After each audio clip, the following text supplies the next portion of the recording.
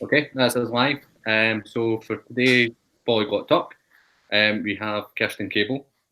Rather than me talk about Kerstin, I'll just hand you over to Kerstin and she can do it. There you go, Kerstin. Hi. Hello. Hey, Carol. Hey, Gary. Hi. Thank you so much for having me. Quite excited to join your group. And I hope I'll have something useful to add. My name is Kerstin. I run a website called fluentlanguage.co.uk, which I have done since I first made a flyer that said private German lessons in 2012. So I've been doing this for a few years now, and right from the start, I had the desire to tell an awful lot of people an awful lot of things about how language learning works and why they're all wrong in so many ways. I don't know. So I started a blog, and that blog has been going for 7 years. And a few years ago, I also added a podcast, which is doing quite well and has lots of listeners all over the world. It's called The Fluent Show, and that's part of what I do now. So now I make online courses helping other people learn languages, and I have a particular interest in language learning in psychology. So I try to teach in unusual ways that are focused on adult learners. And I think that's something we haven't had enough yet. That's a lot of words there. So when you say in ways that aren't normal for adult learners, what do you mean? Could you explain that a little bit more? For example, I host language learning retreats.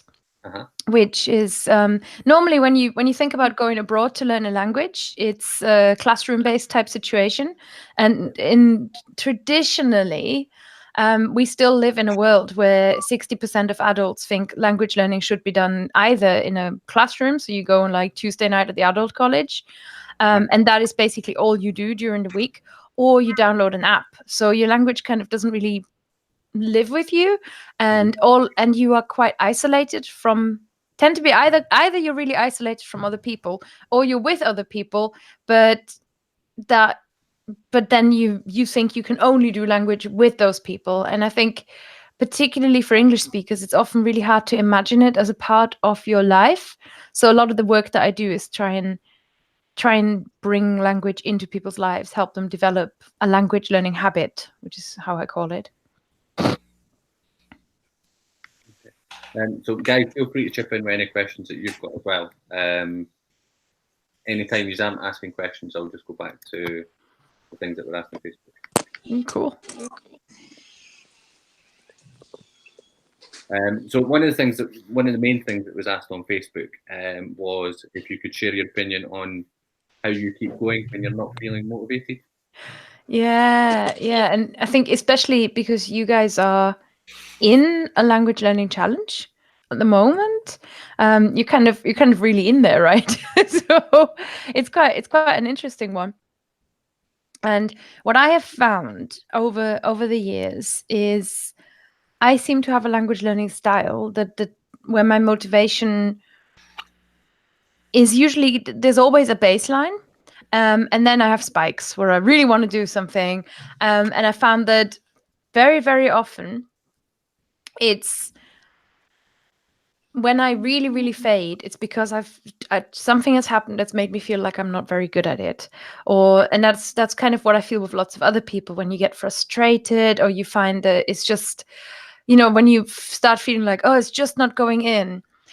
Those types of situations where you it's kind of you getting into your own head and starting to think about all the many ways in which it isn't going to work.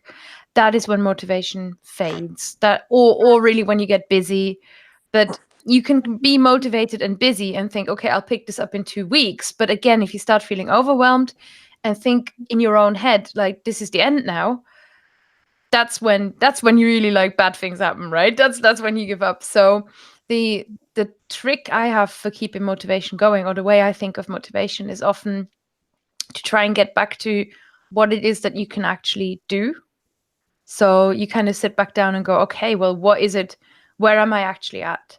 What am I actually going to do next? What are my steps here?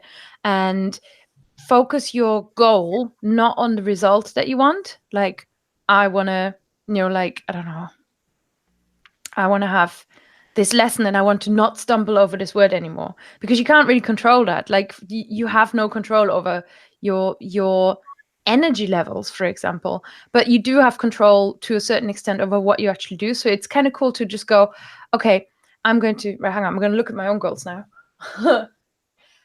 Like, I'm going to watch an easy Mandarin video on YouTube and I'm going to make some notes on what I heard and what I recognized. I'm going to, what have I got? Write 4 pages introducing myself in Chinese. I'm going to write 4 pages in a notebook. I'm going to, book another italki lesson, or whatever it is that is actually really, really in your control. Like, don't think about, oh, I'm going to have the italki lesson and I'm going to smash it and I'm going to remember all these words. Like, nah, let's just go. I'm going to book the lesson. So making every step that you can do not smaller necessarily, but just stop thinking 5 steps ahead and just think like 1 step at a time. That is how it's much, much easier to start feeling again like you're in control and you've got this, and you can stay in a range where you can, like, you don't have this thing where your motivation just runs away with you because it's too much work or it's too much, too high an expectation. So I always feel motivation is about what you're expecting from yourself. Yeah, we're in month 3 of a 3-month challenge, so we've only got a couple of weeks left. Mm-hmm. And I think because of that, because we've been going for quite some time, then a lot of people, their motivation is starting to drop a little bit. So what kind of, I always find that introducing fun activities kind of helps. So what kind of fun activities do you try and introduce into your language learning? Hi, Tina. Yeah. Hi. Hey. So you said you find introducing fun activities helps. For me, yeah, normally. So I was just curious about what kind of fun activities you try and introduce into your. Okay. Let me think. This is more relevant to the Welsh I'm doing, because my Welsh is at a level where I'm not, like, I'm doing Welsh and Chinese at the moment, and in oh my god, in Welsh I'm actually functioning to some level. In Chinese I'm literally like, that's the word for friend. Oh, look, that's the character for I. And I have managed to remember these 2, and I'm so pleased with myself. So essentially, in Chinese, I'm still at that level where everything I do makes me feel really pleased with myself. So that's fine. In terms of Welsh, what do I do that's fun? A few of the things that we've done, like that I've talked about with Lindsay as well, that we kind of tried out. Something I've did this morning, it's not in Welsh, it's in French, but I've got a meditation app, and in the meditation app you can set what languages you speak, so you can tell it that. So I did this whole thing where I just sat there and this woman spoke French, and I was just sat there like doing meditation in French. That's good. I cook from Welsh recipes sometimes. I made like seaweed scones, so that was really cool. And I volunteer at events in Wales. So I've just been to Machynlleth Comedy Festival to volunteer, and I put myself like straight into the Welsh speaking comedy evenings and stuff like that, and I just try to function as well as I possibly can. But I love it because it's, like, going out and actually doing things with people is really fun. And in terms of what you can do as a learner, like, a lot of people really like listening to music. Lindsay in particular, my Fluent Show co-host, listens to music all of the time. I don't really in my target language for learning, but I found listening to radio shows is good. So I'm podcast obsessed. So any podcast, any radio stuff, that is really fun. It's hard to tell people, like, these are the fun activities to try. It's more about what is it that you do normally that you enjoy, and is there a way of perhaps getting a bit of foreign language in there, because not everybody might enjoy doing a flipping meditation app, or no one, that can tell you now from experience, no one enjoys camping in Wales in the middle of the night in early May. But yeah, those are the kind of things that I do that I find enjoyable. Okay. So I have to ask, because you weren't living in Wales at the time, what made you choose Welsh? It's a few things. And I didn't know when I first moved to England. So I'm German, native German, and I lived in Germany and grew up in Germany, and always wanted to move to England, or like Britain in the wider sense. But I always, I don't know where it came from. I just really wanted to move to England. And then I moved to England. Took probably about 6 years of, being old enough and growing up and getting some education to do it. And when I moved to England, I had no idea that the Welsh language existed. I think I sort of knew that Wales existed. And what I've realized since then is that actually a lot of people in England know that everybody knows that Welsh exists, but people tend to think it's dead. And then slowly, when I first got together with the guy who I'm married to now, his parents were living in Buckley, which is North Wales. So we would drive there to go and see them. And that was the first time I actually regularly started going there. And I started seeing all these bilingual road signs. And I was like, oh, it looks really cool. It looks really intriguing. What is going on? How does it sound? Got more and more curious. And then I remember we went on holiday in like Pembrokeshire, which is South Wales. It's amazing. If you haven't been, you have to go to Pembrokeshire. It's like, it looks like California, but it's in the UK. So it's not warm, but I know it's as close as we're gonna get. And there, like on the drive there, we downloaded a podcast that was kind of like basic Welsh, because I was like, oh look, there's a Welsh podcast. Lol. And then we did that. So we're driving along with Bore da, Pnawn da, Noswaith da. But that was enough, seemingly, to make me feel like, all right, there's something here. Like there's something really enjoyable. And then you get in England, you can get Welsh TV channels. So I was also aware that they have like a soap opera, and it was just this sort of slow realization. Sorry, this is a long story, isn't it? But this slow realization over 5-6 years that this language isn't dead at all, and there's people like in the UK who speak another language, and it sounds super cool. And I've just got more and more curious. So after 2 years of kind of bouncing around with Russian, I just got too curious about Welsh, so I switched over to Welsh, and that's how that started, really. And with it being a minority language, you've had any difficulty in finding materials or partners or anything like that? None at all. All right, okay. None at all. No, it's minority, but it's got a big, like, they have a devolved government now, and I think since they've had that, they've been able to put resources into teaching it. And then there is Say Something in Welsh, which is this like godsend that every Welsh learner mentions. It's a company. They also do Spanish, and then a lot of other minorities. Don't think they have Gaelic, but they do have Manx. Right. But either way, wonderful, wonderful resource. Yeah, there's been a revival of Gaelic for quite a few years, but they don't seem to have managed it as well as the Welsh government have. No, not yet. Not yet, not yet. The resources are limited, and difficult finding partners and stuff like that. So I was just curious.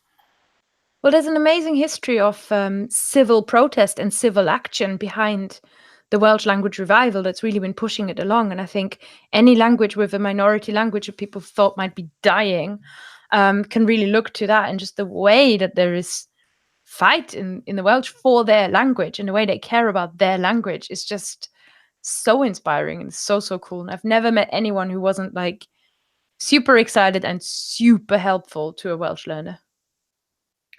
I have noticed from my visits to Wales myself that especially the closer you go to the English border, the more fiercely people are Welsh. Mm-hmm. Mm-hmm. They're determined to keep that identity and not have any crossover. Yeah, what that's taught me about the UK, like it's given me such a different angle on the country where I live, and I'm just so grateful for that. It's amazing. So yeah, learn an Indigenous language, it's great fun.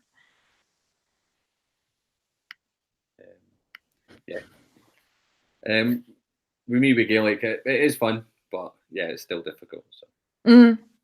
I'm actually trying to drum up more support in my local area as well. They do have some things in Fife, but most of it's on the other side of Fife, so it's like 45-minute drive away, which doesn't sound like a lot, but when it starts at 6 and you don't get in until 5:30, it doesn't really work. But we'll see how it goes. Yeah. So I'll just pop back. Oh, it's weird because there's something with language choices, and you get it when you're learning a minority language. You get it way more, but everyone who learns a language, people somehow question the usefulness of it, like as if it's only possibly worth doing if there's like some kind of society sanctioned usefulness to learning a language, and that it riles me up sometimes. Like people go like, oh, why are you learning Welsh? Everybody speaks English there and it's useless anyway. And it's like, nice, yeah, but I have learned so much about the UK. I've gone so much further with it, and with especially if you've got heritage, right? It's not about like, and actually it is super useful because I go there and I speak it more than I speak Spanish ever.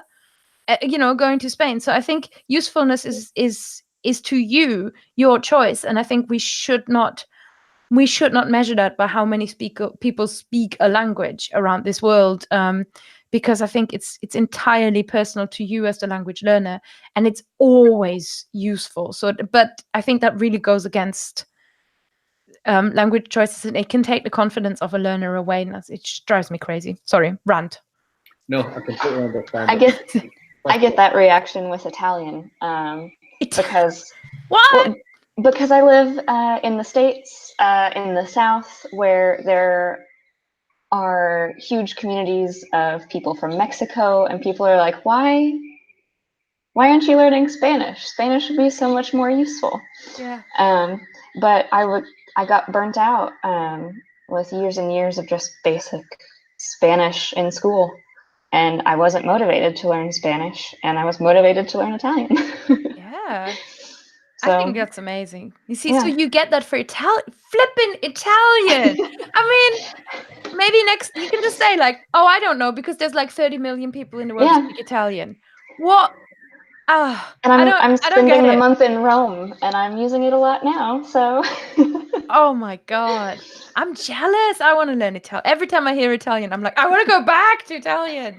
All the food names, It's so beautiful. Yeah. It's so beautiful. Yes. Try learning Hawaiian, and you've never been to Hawaii and even have no travel plans for Hawaii. But I love the language. It makes me happy. But people are like, wait, what? Do you have family there? I'm like, no, I don't know anybody there. I just like the language. Yeah. The making you happy part is the important part, I think. That's where the motivation comes from. That is such a use. Languages just resound in your heart, and like when I heard the language, it just like bubbles this joy up inside me. I love that. See, that is it. That is it. And also like learning Hawaiian, and again, and even learning Italian, it's like you're spreading the word. I think it's impossible to learn a language truly without becoming an ambassador for that language. True. So that alone in itself is useful. So I don't know, like I feel sometimes we all will kind of give ourselves this little extra mission, whether we want it or not. Yes. Oh, yeah. Thank you for sharing that. That's totally what I'm talking about.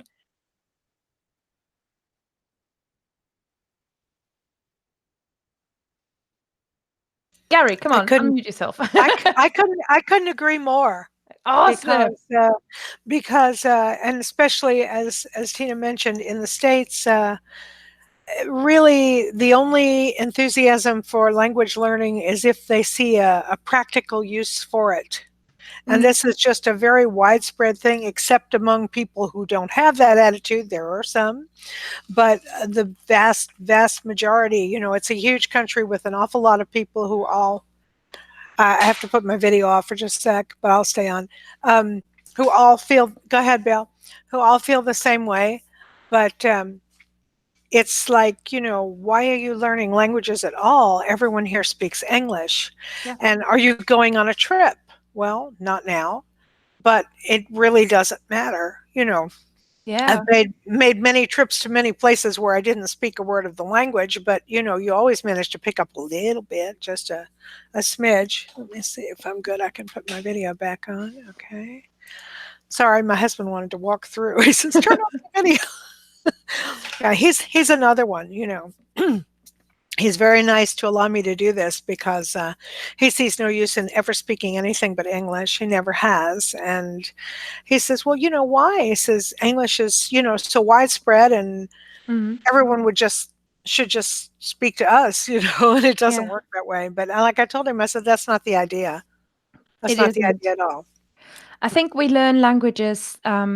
I often say like there's something in it about personal achievement, personal challenge, and like meeting your, like how people say meeting your edge. And in that way, it's very similar to sports and exercising, and it is a variant of doing that. So I mean, does he have a hobby? Does he like fix up old cars? Because you can like, why fix up an old car? You could just buy a new car. The utility of it is in how you grow when you do it and how you spread the word.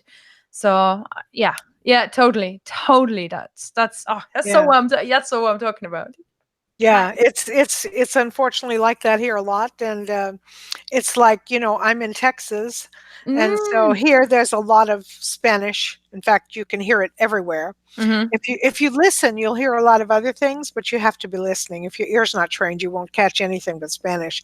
But we hear a lot of Brazilian Portuguese here, and in addition to Spanish, occasionally we hear French, and also German. And of course, other languages. We have a huge population of Vietnamese and Korean.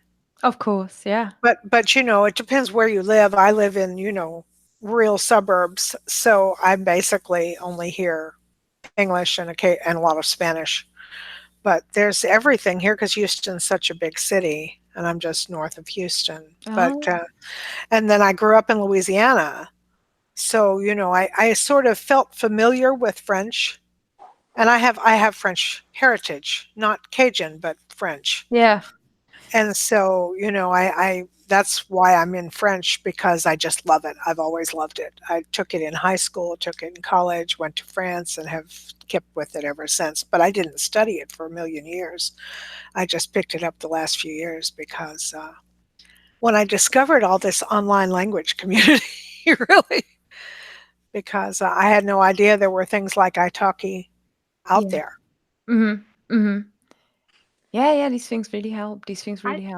I think it does to some extent, like you said, going back to it depends on the person, because my husband is like Carol's husband in that he doesn't really understand why I want to do this. He would rather get a book and relax and read quantum physics or something, which does not sound relaxing at all to me. No. But, we each have our own experiences. And one that really kind of struck me was we were flying somewhere, and there was a couple next to us that spoke Chinese. And it was amazing hearing them. They spoke very, very little English. So we smiled and kind of nodded. But we had a problem with the plane, and it didn't take off, and there was like all these delays, and they didn't understand what was going on.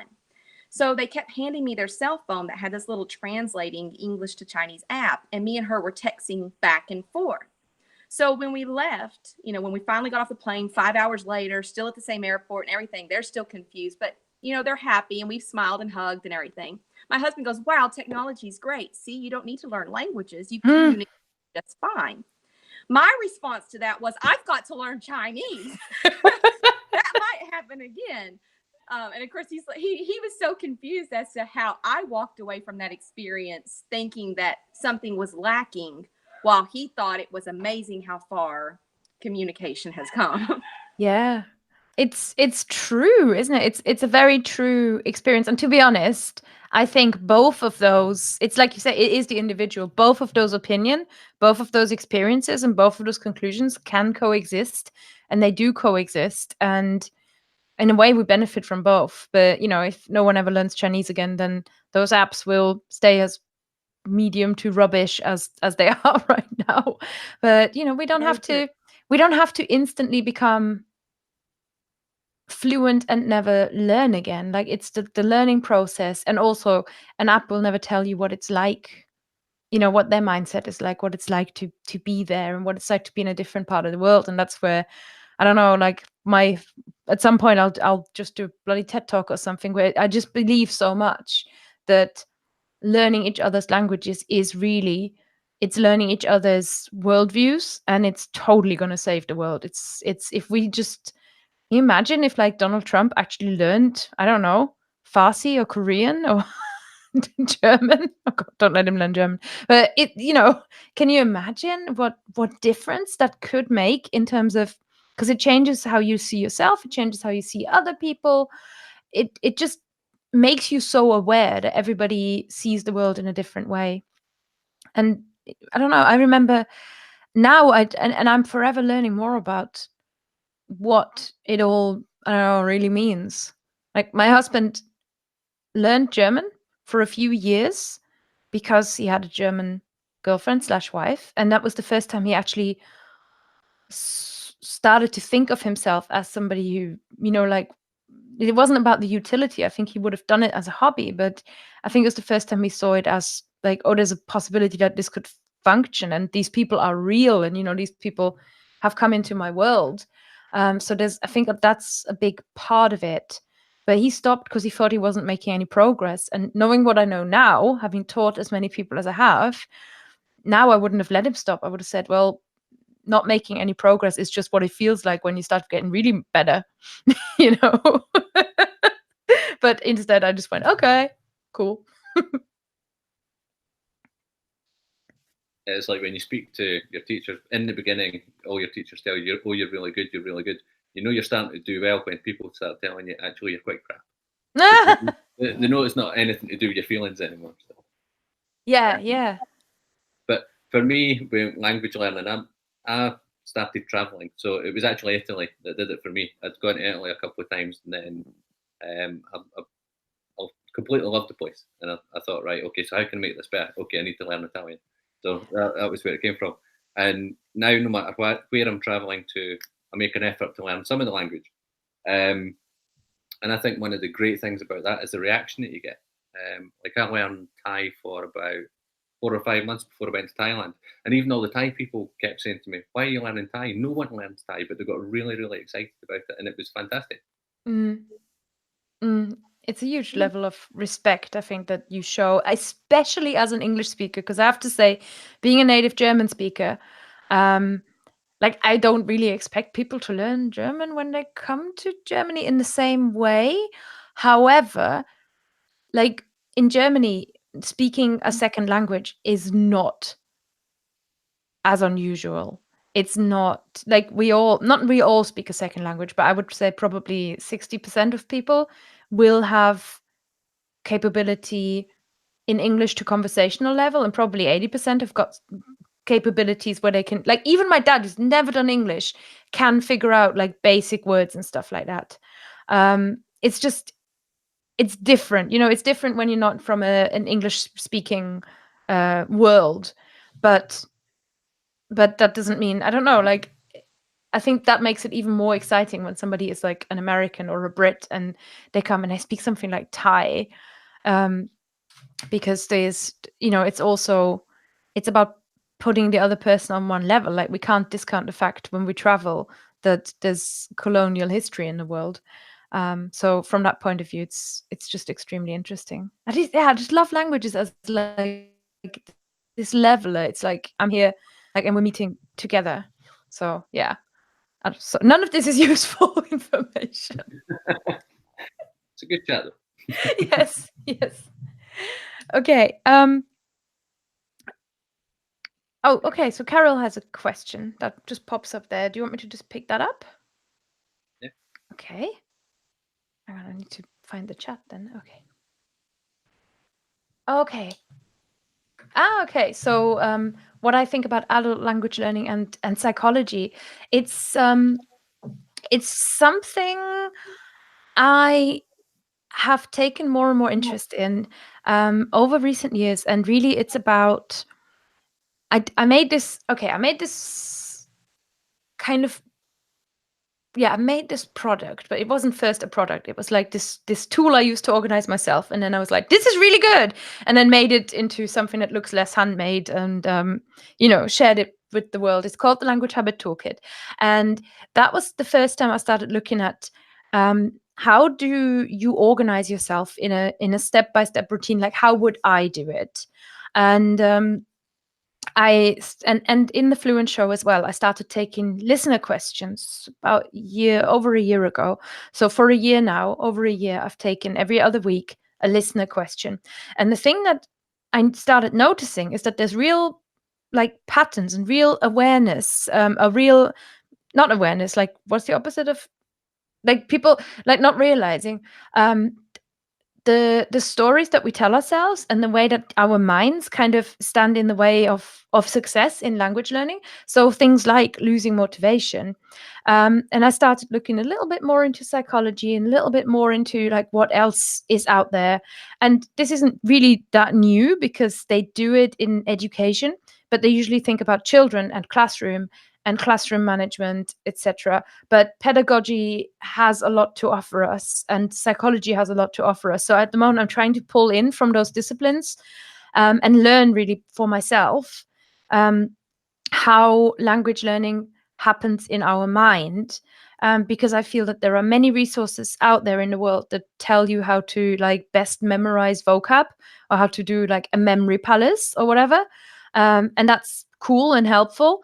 But if you still feel kind of rubbish about yourself, or if you still set your expectations wrong, and I myself have done counseling and I've done CBT, and I think everybody in the world should do it. It's like the best thing on earth. But like the more you know about yourself and the more you become aware of like the steps, I think that you take mentally, the better prepared you can come into a language learning session, and the more you bounce back from like a teacher correcting you and you feeling like basically I'm doing crap here, I'm doing awful, and that's when you give up. And so I've been looking more at like the learner's mindset really, and I'm gonna run in the next half year. It's very like, here's Kirstin's vague thing, but I'm going to run a set of workshops around it, sort of for people on my email list at first, and just run it as a little beta and then really develop it with a small group of people. But we'll do workshops, and we'll do, for example, we'll talk about when my language teacher or exchange partner talks to me, do they secretly hate me? Do I get on their nerves? And like all those things that you tell yourself there. What's true about speaking confidence, and how can we deal with like speaking confidence and approach that. I've done a little bit of work around that before. What else? Just generally, how about progress and dealing with this intermediate plateau, and just basically I want to do a bit more work that is focused on helping people keep going rather than give up. And I've done a bit of that with the Language Habit Toolkit, but I just wanted to go one deeper. If you're interested in that and you can't wait to hear, like you should be on my email list definitely if you want to do it. But you should also go and listen to a recent Fluent Show episode, which was an interview with Dr. Roger Kreutz, who has written Becoming Fluent, which I just rave about this book way too much. And it's he's a psychology professor and like a cognitive scientist, and kindly agreed to come on the show and let me interview him. I don't know the number off the top of my head, but if you go to fluent.show, it's one of the front ones. It's got a picture of the sea, and it's just called The Tyranny of the Shoulds. And the tyranny of the shoulds, for example, is one of those things that psychologists are aware of, but language learners don't talk about. And I think we should. I'll dig it. I'll have a look for it after this, and I'll post the link up in the group as well. Oh yeah, of course, yeah. Just we talk about the psychology and the things we tell ourselves. When I was first started learning Italian, it's not a bad thing, but every time somebody asked me if I spoke Italian, I kept saying yes, a little bit. In Italian, obviously. And I did that for a while, and it was actually one of my tutors that picked me up on it, and she went, right, you need to stop doing that. Now, what I want you to do is every morning say to yourself in Italian in the mirror, I speak Italian very well. And she made me do that every day for 2 weeks. And and then compared the way I spoke after the 2 weeks, and it was much, much better. So. Oh, that's amazing. And that's exactly the kind of thing. It's like it's really easy to limit yourself or be really careful. And I'm like that as well. I'm super, super careful when I needn't be. But it's keeping you safe and stuff. So that's a really cool exercise, actually. You should make that a challenge in the challenge. Yeah, add affirmations in your target one. They work. It definitely worked for me. I think I would have actually stuck with Spanish after school instead of just deciding that I was burnt out and it was too hard. If people around me had more that kind of attitude instead of being like, oh, well, you're 17 now, you've missed the window for like easy language learning. And it wasn't until after I had an internship abroad and the Americans and the British were the only people that only spoke English. And I was like, you know what? I can do this. So that's a big hurdle if you're facing it. Yeah. Oh, the window. The window's like your life, right? Yeah. This is really cool to hear that you came back to it as well. And maybe somebody will like look at you and realize as well that, it's not impossible. And I don't know. I hope so. I really believe that. I bug all my friends now, and if they mention something about, oh, I wish I could speak Spanish or something, I was like, well, have you heard of this thing called Italki? You can do this. There's all this stuff, and I've become very enthusiastic about it. Awesome. Yeah, I've never really understood why everyone says, oh, well, you have to be young. Only young people can learn languages, because that's the craziest thing I've ever heard of, honestly. I've met too many older people who are learning, and, I'm one of them. I mean, I'll be 72 next month. I don't expect to stop anytime soon, and I never spoke any Spanish until a few years ago, and I can get by. I'm not fluent, but I can certainly speak. And also, well, my German's not really much to talk about, but it's getting there slowly. I don't spend a lot of time on it because I spend a lot more time on French and then Spanish because German is uncomfortable because I don't speak it very well. And the words are intimidating. I tried it one semester in college and barely got past, and that was a bad experience because I always did very well in French, and German was just devastating. And I'd like to learn German because, the other side of my family on my mother's side is mostly German heritage. So it would be nice to know. Well, I know somebody who is in Houston and probably speaks German by now. He was speaking German already when I stopped working with him, and he was my long standing student. Oh, wow. Took online classes with me for, I don't know, I think he joined, when I've made that flyer, I mean, he didn't see the flyer because he was in Houston, but I think he joined me like 2-3 months after that, and then we were doing lessons together until for a good 5 years, and even met up, and that's someone in Houston. So someone in Houston has learned German before. Well, we do have German speakers here because a lot of this part of Texas was settled by groups of German immigrants. And so there are areas where there's actually special, German functions and festivals and everything else where the groups of people have settled and become part of, the general majority of that population. And even just a town just 12 miles from here, or 10 miles from here, Tomball has a German festival twice a year. And it's more of a cultural thing, and it's a street fair, so it's entertainment. But there are a lot of people around who speak German. It's just that you don't encounter them because, of course, everyone also speaks English. Yeah. The only people who don't also speak English that you run into commonly are the people who speak Spanish. A lot of them speak English too, but a lot of them don't. But as far as Germany, we have a lot of, Houston's a huge city, which is not an advantage in one way. It is because there are so many groups where one can try to find people, and we have all these meetup groups all over, but nothing near me because I'm 40 miles north of the city center, and everyone who wants to speak, in groups, except for some French groups that I found, are all down in the city center or out to the west of town. That's an hour plus in traffic for me to get there. So I very rarely make it. But we have one German meetup group that meets on Saturday mornings at 11, but they're 50 miles from me. So one of these days when I think I might speak to them, because now I just sit there and smile because I can't say very much. I can understand more than I say, but I'm just totally intimidated. So maybe you could say something about lacking confidence even when you know you really can speak. Oh, well, sorry, I don't mean to monopolize here. Well, if you know you really can speak, then why are you lacking confidence? Because I don't know why. Because I'm frightened. It's scary. I don't really expect anyone to criticize. I've never really worried much about being criticized.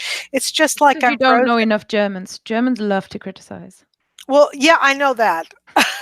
I've had enough lessons, and I've talked with a few, but they're lovely. It's all in good. It's all in good intention, so that's okay. Although I did run into one teacher who was pretty scary, but other than that, it's not bad.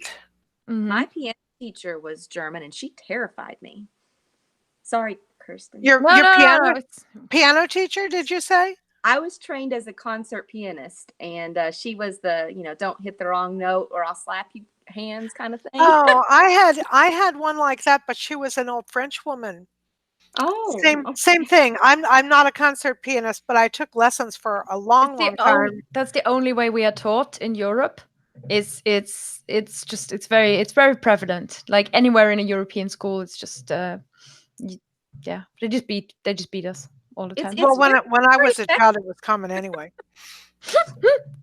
But yeah, no, I wouldn't want. But this is funny, isn't it? Because it's instantly like your mind goes to, oh, this is what the Germans are like. Like Germans are all like this, or like this is what the French people are like, and that's obviously not true. But at the same time, from a family, and they're very nice. So I wasn't trying to be insulting. It was just it's honestly, you can't insult me. Half of the Brits think we're Nazis, so. They watched too much Hogan's Heroes. We've heard some terrible stuff. Okay, so speaking confidence, that was a question that might be useful for other people as well. This is a difficult one. I was thinking about this, like how to increase speaking confidence. This is difficult because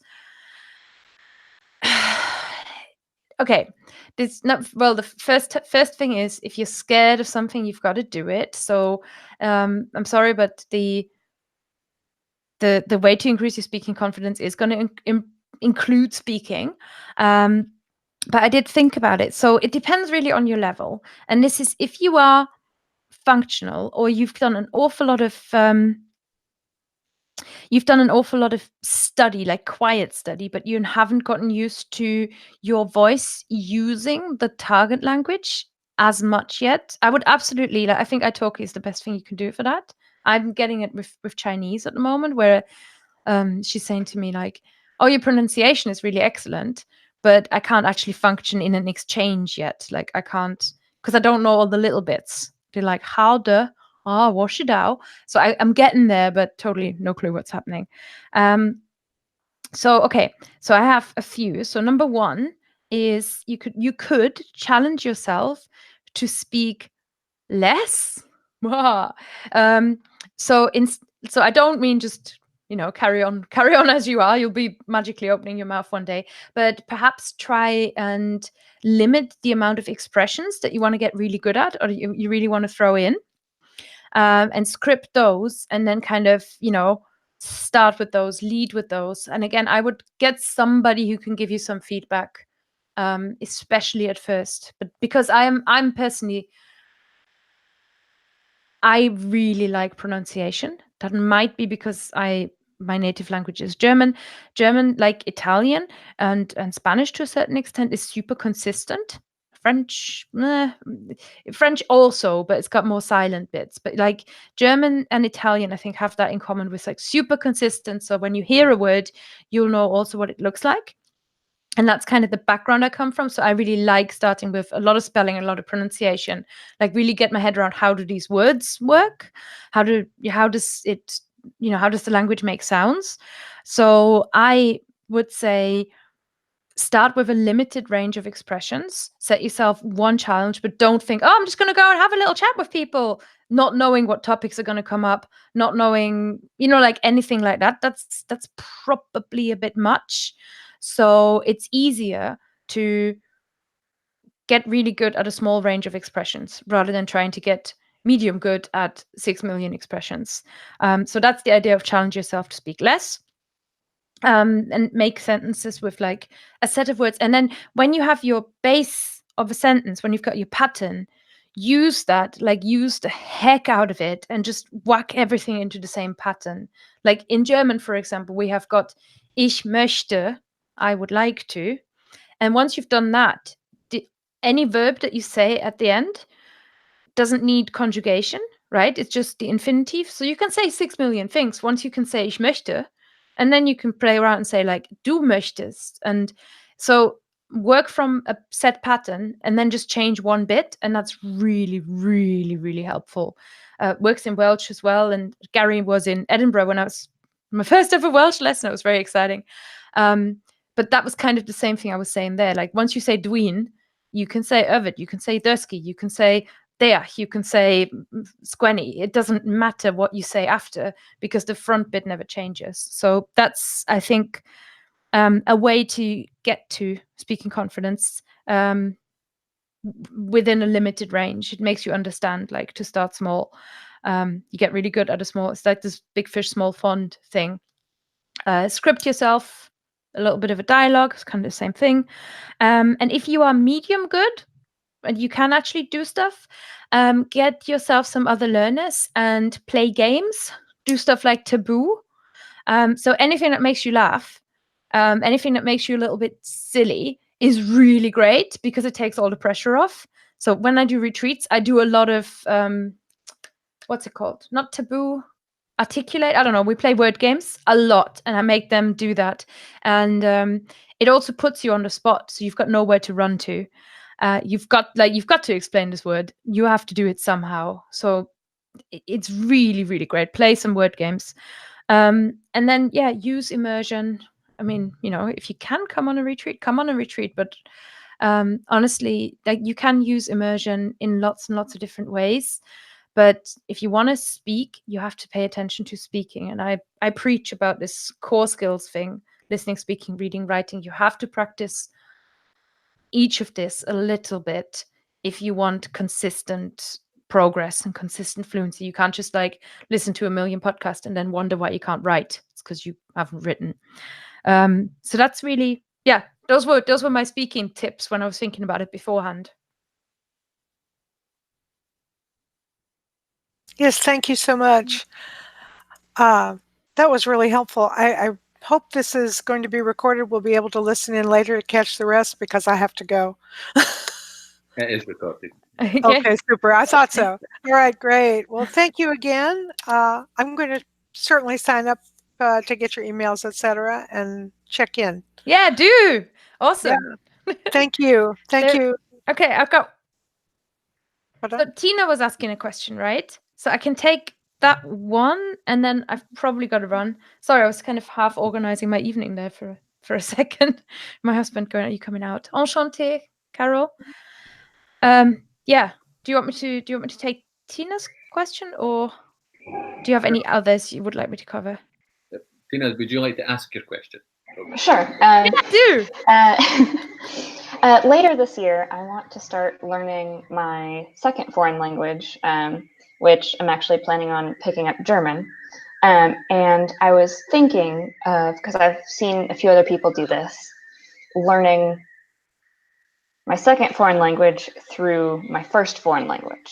Mm-hmm. And I didn't know if that was a good idea, if there are any tips to do that. I'm my goal is to be a solid B1-ish with my Italian before I start doing this. Because I'm on the upper end of A2 right now. And so I was thinking when I felt, a lot more comfortable. Well, so what you're saying is it a good idea? Is it a good idea? Okay, what do you think? Do you think it's a good idea? I thought it would be a good way to continue practicing my Italian while studying another language, so I didn't drop one to pick up another, and then maybe it would help me not focus on translating through my English quite so much. Maybe I didn't know if that would be a help or a hindrance. Have I done this before? Never with much discipline, because I don't have much discipline. I mean, enough to keep going, just about, but not like to be like really strict with one program. That's not really me. I tend to just go from English now, but the only experience I have that's kind of been like that is I learned all my French from German, of course, because I was doing it in Germany, and then I moved to England, and then suddenly everybody was going English French. And expecting me to go English French, and it was weird, but it was totally possible. It was totally possible, and it felt a little like mind bendy. So I think that could be really, it could be really, really helpful. The thing I would imagine might be the only thing I would look out for is to have your grammar explanation. So like it's easy to do like vocab lists in Italian and German. Right. I think that just sounds really great. Like I wouldn't. The only thing I would be hesitant on is like if there are grammar concepts that you have to like where you go, oh, I have to understand this. Okay, right. It helps automatically. Like learning French helped me understand English more, because I was doing those at the same time as each other, but I was in secondary school, so I was kind of just, and even now I don't really do it, but they automatically inform each other. So it's kind of vocab wise, I think it sounds, this is very much my personal opinion, rather than any kind of like expert advice. I think vocab-wise, it sounds extremely beneficial. It sounds extremely helpful. It's going to reinforce all of those basics in Italian. You can kind of take your English out, and I think it would do exactly what you want. Grammatically, it may not. It actually, I don't really see what problem it's gonna cause you at all, except perhaps if there is Just like make sure to verify. Yeah, to be honest, it's how flexible you are with yourself. If you allow yourself to go, I don't get this bit at all, I'm going to look in the English resource that I have for German, then you're totally safe. Like Lindsay and I did this podcast ages ago, which was about learning 2 languages at the same time, and we went through so many tips of like, do this, don't do this. And each and every one of them, we were like, kind of do this, but if you don't, it's fine. Kind of don't do this, but if you choose to, it's fine. And what we came out with is really like, that's why I'm saying, like, do you think it's a good idea? If you do, then do it. Because that's what really matters most. Awesome. Yeah. Well, thank you. Yeah, I wasn't planning on being like super strict with it, but maybe starting like the basic grammar with Memrise or Duolingo or something, starting from Italian, going into German, that kind of thing, and depending on the resources I could find. Resources would be the other thing, but like you could probably order an awful lot from like Amazon Italy and get a lot of resources. I do Luxembourgish from French actually.